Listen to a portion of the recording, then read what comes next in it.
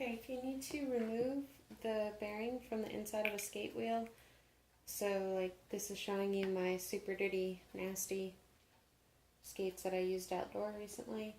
The trick is getting it, you have a bearing on the inside and the outside of the wheel, one on each side.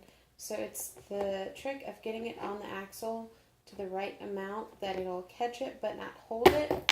And then simply you just use force to flip it to the outside. So now I have my bearing and I have my wheel and they are separated, and that is quite simply how to remove a bearing from a wheel if you don't have a skate tool. And then to put the new bearing into another wheel, or if you're putting it back into the same wheel, which would be kind of crazy, but whatevs, you would just push it in that way simply with your hands. But putting it in is the easy part, it's the getting it out. So you just use the axle very carefully. It's best to just get a skate tool, but if you're in a crunch, it works every time.